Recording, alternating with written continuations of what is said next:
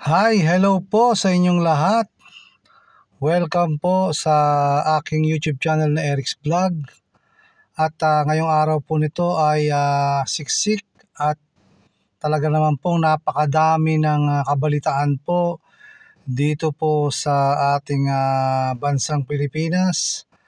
Kaya isa po sa ating pag-usapan ay ito pong nangyari kay Bureau of Immigration Commissioner Norman Tansinko dahil nagdesisyon na po si Pangulong Ferdinand Bongbong Marcos Jr. na sibakin sa pwesto po itong si Norman Tansinko na kanyang inappoint din noong 2022 po nung after po niyang manalo ay ito pong si Norman Tansinko ay inappoint po ito nung September 11, 2022 po. So 2 taon na po ang kulang-kulang na 2 taon na po ang nakalipas nang maupo po itong si Norman Tansinko. So ito pong si Norman Tansinko, para po sa kaalaman ng lahat, ito po ay matagal na naging empleyado po ng Bureau of Immigration at siya po ay CPA at abogado po na itinalaga po ni Pangulong Marcos noong 2022 nga po. So yun po ang nangyari, sinibak po sa pwesto itong mamang ito dahil po ayon po kay Secretary of Justice po na si Boying Rimulya ay may mga lapses daw pong mga rason kung bakit dinesisyonan na po na sibakin itong commissioner po na ito. Isa po dyan na talagang pinag-uusapan ho ay tungkol po dito sa failure ho niya na hindi ho na-relay kaagad yung impormasyon na ito pa lang si dismissed Mayor Alice Go ay nakatakas na ng Pilipinas. So according ho sa kanya, na-receive ho niya sa PNP yung balita noong August 15. Subalit hindi po niya inalam o kinonfirm ang impormasyon na yan hanggang si Senator Risa Ontiveros po noong August 19 ay ipinaalam po sa hearing na nakatakas na itong si dismissed mayor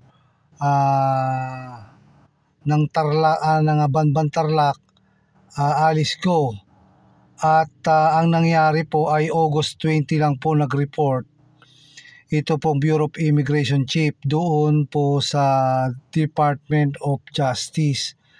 So late na po, naunahan na po siya ni Senator Risa Ontiveros na talaga naman pong napaka-aktibo at talagang napakagaling po sa Senado itong si Risa Ontiveros dahil sa kanyang mga performance at mga panuntunan ho sa mga bagay ho na sa komite ho na kanyang inahawakan. At yun nga ho, ang sabi pa dito ay failed to disclose escape of dismissed Mayor Alice Go. At bukod po dyan ay nabanggit po ni Secretary Rimulya na marami daw po, ayun po ay ayon sa balita na meron daw pong mga issues itong si Tansinko na hindi po na-address at tila napapabayaan po, at ang sabi nga sa balita ay wala daw siyang ginagawa. So ito po ay may kaugnayan sa mga ini-issue po ng mga working visas, kaya ayun po, isa rin po yan sa mga dahilan. At yun nga, medyo merong konting pagdududa doon ho sa mga officials dyan po sa Bureau of Immigration.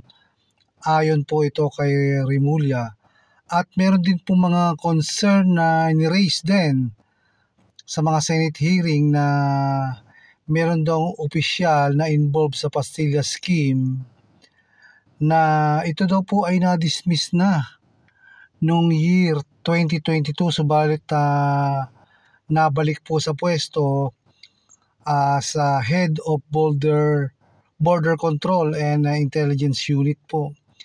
Yun po ay ayon kay Senator Risa Ontiveros.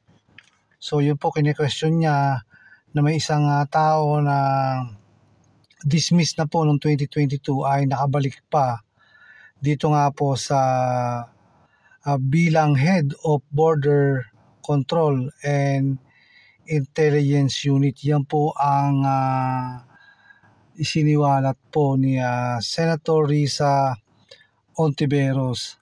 Kaya ito rin po ay nag-upisa rin nung nawala na po si dismissed Mayor Alice Go ay talagang sinabi po ng ating Pangulo na heads will roll. So talagang doon ay talagang matindi ang kanyang paninindigan na may mananagot nga po dito nga po sa nangyaring pagtakas ni dismissed Mayor Alice Go ng Banban Tarlac. Kaya yun po ang nangyari, nasibak po sa pwesto itong Immigration Commissioner po na si Norman Tansingco.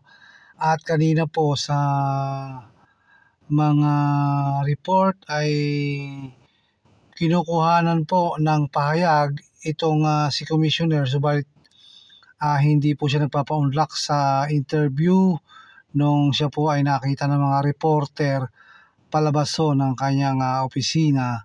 So ayun ho ang isang kaganapan na nangyari ho na inaksyonan ho ni Ferdinand Bongbong Marcos Jr. itong pagsibak nga po. Dala na rin po ng rekomendasyon ng Secretary po of Justice dahil nga po sa pagkukulang na i-disclose ang mga kailangang impormasyon. Ito nga pong pagtakas ni dismissed Mayor of Banban Tarlac Alice Go. So yan po ang tinitingnan na dahilan bukod pa po sa mga isyong ipinupukol po ng Department of Justice sa pangunguna po ni Secretary Remulla. So yan po ang nangyari at abangan po natin kung sino ang papalit dito po kay Commissioner Norman Tansingco po ng Bureau of Immigration. So yun po ang isang kabalitaan na talagang balitang-balita po ngayong araw na ito. So ayun po, hintayin na lang natin kung ano mga susunod pang mga kaganapan dito nga po sa mga nangyayaring kabalitaan po dito sa bansang Pilipinas. So yun lang po, hanggang dito na lang muna po ang ating mai-share o ang ating vlog ngayon. Ay isang magandang araw po sa inyo, magandang gabi sa saan man kayo naroon sa mundo. Ay lagi po tayong mag-iingat at lagi po tayong alerto sa lahat ng oras.